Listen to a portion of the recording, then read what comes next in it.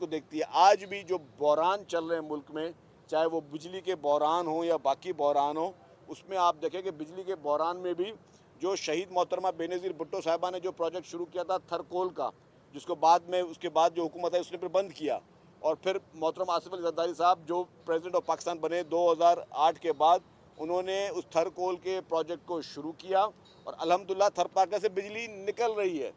थर पार्क अब पूरा पाकिस्तान के मुआशी माहिरीन और पूरे पाकिस्तान के जो बिजली के माहिरीन हैं, वो इस नतीजे में पहुँचे हैं कि अगर पाकिस्तान में बिजली का बिल कम हो सकता है तो उसका वाहिद ज़रिया थर पार्कर का कोयला है, और उससे वो बिजली निकल रही है, थर पार्कर से कोयला निकल रहा है। ये है विजन। और अब पीपल्स पार्टी की जो सिंध हुकूमत है, वो भी चेयरमैन बिलावल भुट्टो ज़रदारी साहब के विजन पे घरों को सोलराइज कर रही है। वो भी किससे घरों को? वो लोग जो गुर्बत की लकीर से नीचे ज़िंदगी गुजार रहे हैं, जो लोग जेन्युइनली गरीब हैं, जिनके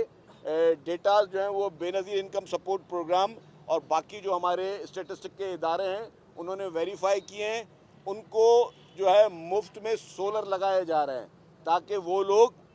जो अफोर्ड नहीं कर सकते उनको अनइंटरप्टेड बिजली मिल सके, जिनका यूजेज बहुत कम है, उनको पंखा, उनको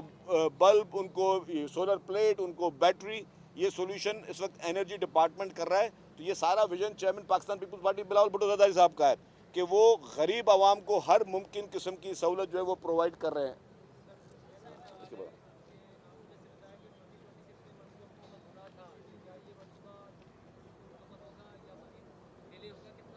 देखिए जी, इस प्रोजेक्ट में डिले है, लेकिन अब मज़ीद डिले नहीं होगी, क्योंकि हमारी तमाम टीम जो है दिन रात लगी हुई हैं, और कंसल्टेंट यहाँ मौजूद हैं,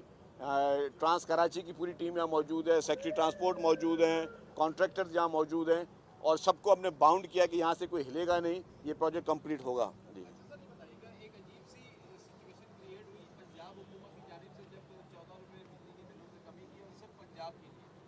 आप बेहतर नहीं समझते कि खरगोन से निकलने वाली जो बिजली है वो सिर्फ सिंध के अवाम के इस्तेमाल में हो तो वो ज़्यादा बेहतर है नेशनल ग्रिड की बजाय? देखिए जी, यही फ़र्क है ना कि पाकिस्तान पीपल्स पार्टी की लीडरशिप जो है ना, वो